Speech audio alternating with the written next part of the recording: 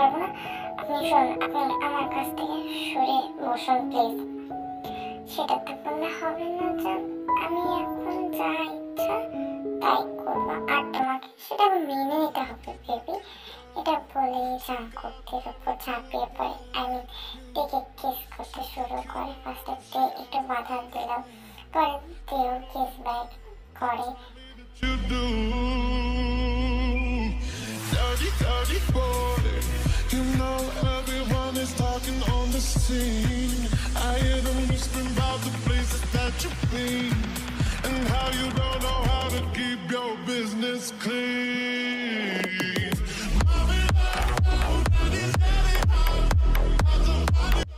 Please Jungkook, আমার ভয় করছে না বেবি, ভয় কিচ্ছু নেই, আমি তো আছি।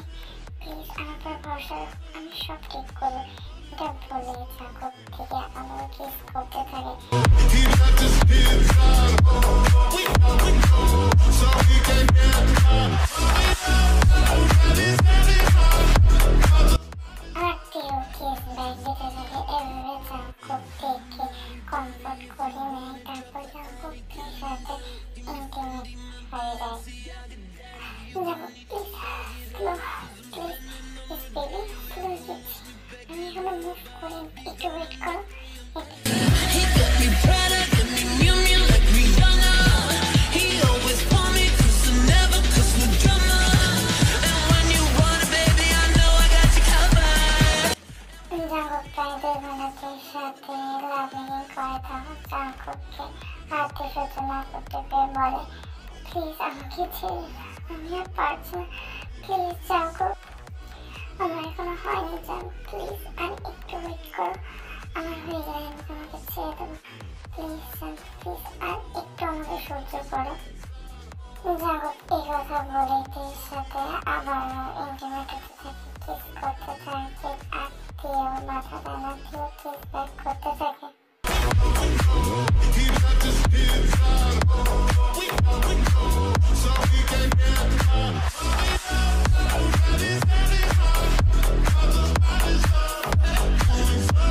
জাঙ্কুক একটু একটু বলে আরো 3 ঘন্টাতে সাথে কন্টিনিউ করে। তের শেষে আর না ফিরে জ্ঞান হারায়। আর জাঙ্কুক তো এখনো নিজের জেলকারি চালাতে ব্যস্ত। জাঙ্কুকের শক্তির কাছে তের শক্তি পুরো হার মেনে গেছে, বিকজ জাঙ্কুকের শক্তি আর অন্য মানুষের মতন না, ও ভ্যাম্পায়ারের মতন। তাই জাঙ্কুকের শক্তি অন্যদের তুলনায় একটু বেশি।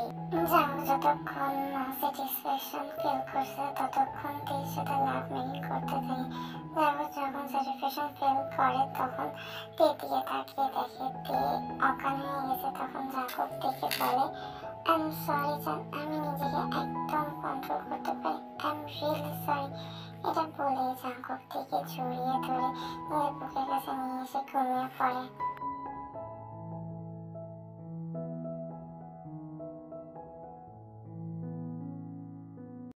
পরের দিন তে সকালে ঘুম থেকে উঠে রুমে চারদিকে তাকিয়ে জাঙ্কুককে খোঁজে, কিন্তু জাঙ্কুক রুমে কোথাও থাকে না। কাল রাতের কথা মনে পড়তে তে লজ্জা পেয়ে লাল হয়ে যায়।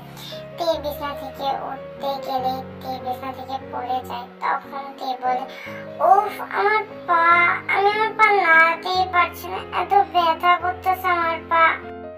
জাঙ্কুক ওয়াশরুম থেকে তে পড়ে যাওয়ার শব্দ শুনে দ্রুত বের হয়ে এসে তেকে বলে, তে তুমি ঠিক আছে তো, তুমি পড়ে গেলে কিভাবে? তে তখন জাঙ্কুকের দিকে তাকিয়ে বলে, আমাকে দেখে কি আপনার মনে হচ্ছে আমি ঠিক আছি?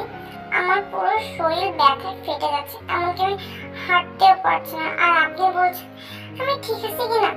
তেকে জাঙ্কুক কোনো কথা না বলে কোলে তুলে ওয়াশরুমের দিকে নিয়ে যেতে গেলে তে বলে, আরে আপনি কি করছেন, আমাকে নামান, আমি একা যেতে পারবো, আমাকে নিয়ে যাওয়া লাগবে না আপনার। হ্যাঁ দেখেছি কিভাবে একা তুমি যেতে পারতে, এক ফোঁটা হাঁটতে পারতেছ না, আমি একা যেতে পারতাম। চুপচাপ আমার কোলে যাবো, আমি তোমাকে ওয়াশরুমে নিয়ে যাচ্ছি। এটা বলেই জাঙ্কুক থেকে ওয়াশরুমের ভেতরে নিয়ে যায়।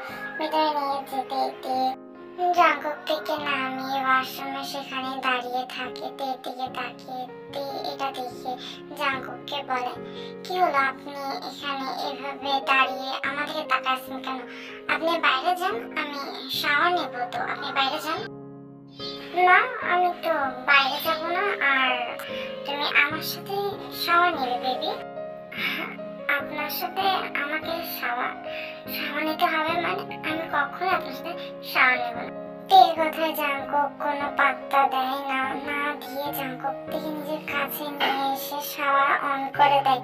জাঙ্কুক আর তে দুজনেই ঝর্ণার পানিতে ভিজছে। শাওয়ারের পানিতে তে ঠোঁট ছুঁয়ে গলায় পড়ছে, আর এদিকে জাঙ্কুক হাঁ করে তের দিকে তাকিয়ে থাকে। জাঙ্কুক নিজেকে আর তেকে এমন অবস্থায় দেখে জাঙ্কুক তে থেকে নিজেকে তুলে রাখতে না পেরে জাঙ্কুক তের ঠোঁটের সাথে নিজের ঠোঁট মিলিয়ে দেয়। তের ঠোঁটের ওপর থেকে চুয়ে পড়া পানি জাঙ্কুক ঠোঁট দিয়ে চুষতে শুরু করে। It's clean.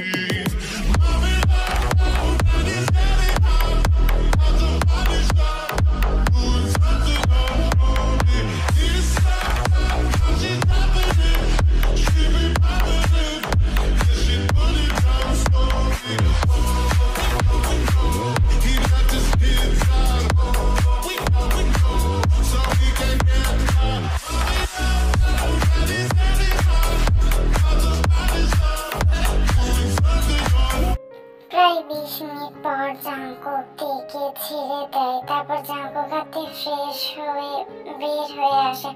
জাঙ্কুক হাতে রেডি হয়ে নিচে চলে আসে। তে নিচে এসে তো অবাক হয়ে যায় কাই আর রোজকে জাঙ্কুকের ম্যানশনে দেখে।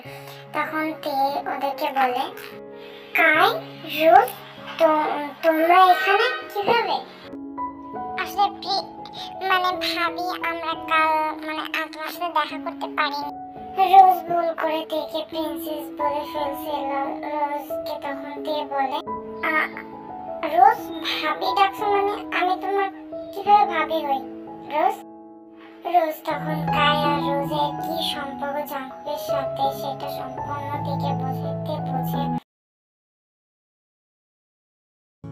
এভাবে দেখতে দেখতে অনেকগুলো দিন হয়ে যায়। তে আর জাঙ্কুকের বিয়ের বিষয়টা তাদের পরিবার ছাড়া আর কেউ জানে না।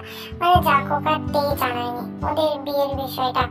আগের মতোই জাঙ্কুকের পার্সোনাল অ্যাসিস্ট্যান্ট তেই আছে, কিন্তু কিছু জিনিসের পরিবর্তন হয়েছে। জাঙ্কুক আগের মতোই হুটহাট তেকে বকে না সবার সামনে। আর অনেক কিছুর পরিবর্তন হয়েছে। তে এখন আর তার কাজিন জিমিন, লিসা, ন্যান্সি, বুগামের সাথে কলেজে যায়ও না, আসেও না। জাঙ্কুকের সাথে তে প্রতিদিন কলেজে যায় এবং কলেজ কমপ্লিট করার পর তে জাঙ্কুকের সাথে বাসায় ব্যাক করে। অনেকেই এটা দেখেছে যে তে শুধু জাঙ্কুকের সাথে আসে এবং অনেকে এটা নিয়ে প্রশ্ন করেছে। তে এগুলো নিয়ে কোনো কিছুতে পাত্তা দেয় না। তে তের মতো থাকে। দেখতে দেখতে তের জন্মদিনের দিন চলে আসে। কালকে তের জন্মদিন। আজকে রাত থেকে তে অনেক এক্সাইটেড, কারণ এই প্রথম তে জাঙ্কুকের সাথে বার্থডে সেলিব্রেট করবে।